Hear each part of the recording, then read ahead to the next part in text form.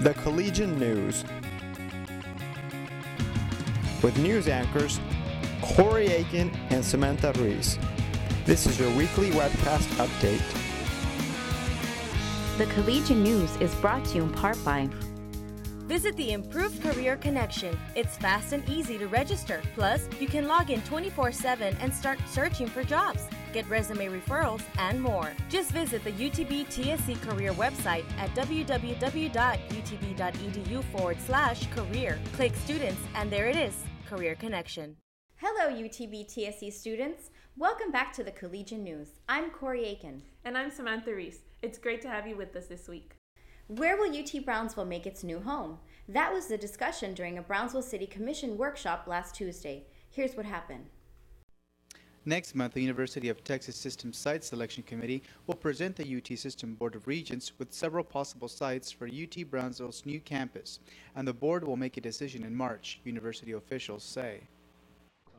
During a City Commission workshop last Tuesday, Brownsville Mayor Tony Martinez presented the city's proposal to keep UT Brownsville downtown, as well as additional site possibilities that surfaced after the possible merger with UT Pan Am was announced. University of Texas at Brownsville and the University of Texas at Pan American, and hopefully a medical school merger was proposed, and where a bill is to be submitted to the legislature.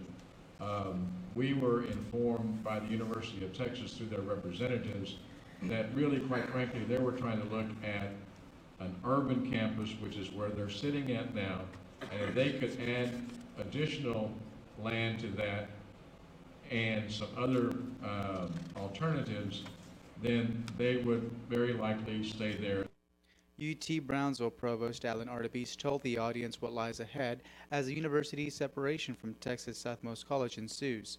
He said that the university owns 110 acres of land, but needs triple that amount for its current site to be considered a location.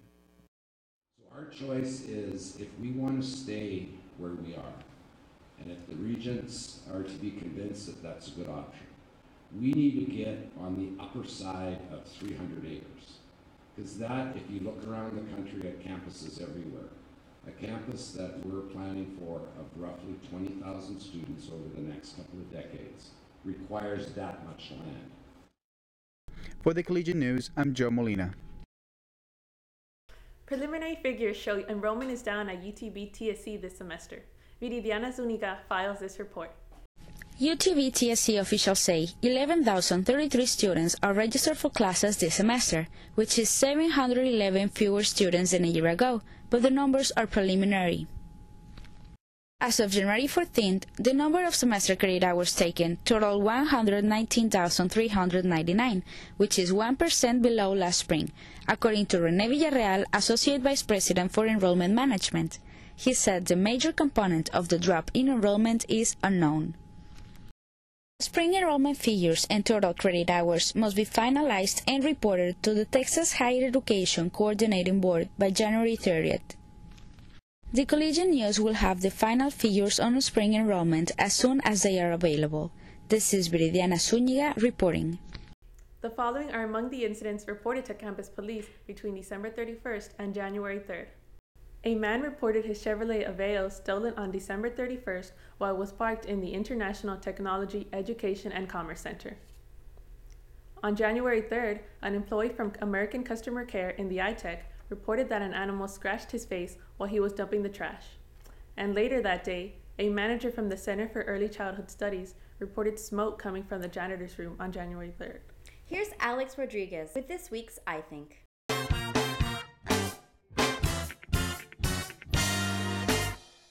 Last semester, a new grading policy at UTB TSC took effect.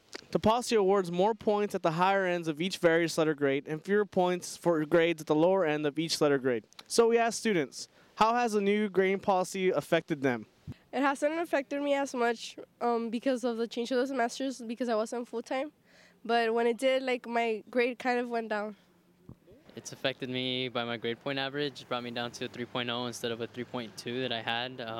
Got an A-, which really is pretty much like a B. So that's pretty much how it affected me, and that's it.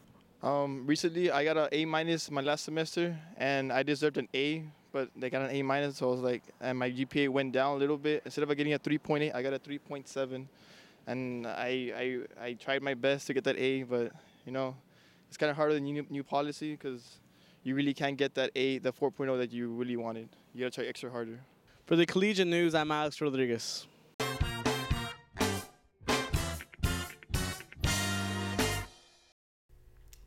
In sports, UTB-TSC has signed Paris Junior College transfer Karina Garcia to play volleyball next fall.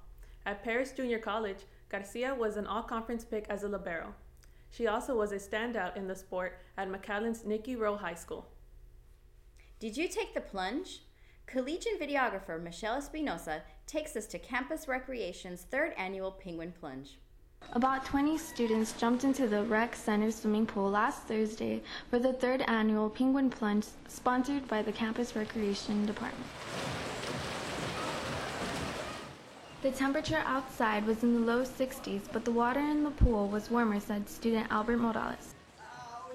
Well, the water actually was kind of fresh, not as I thought it would be. I thought it was going to be super cold and so forth, but it turned out it was warmer. The only thing that actually was the trouble was the weather. As soon as I got out of the pool, it became really cold.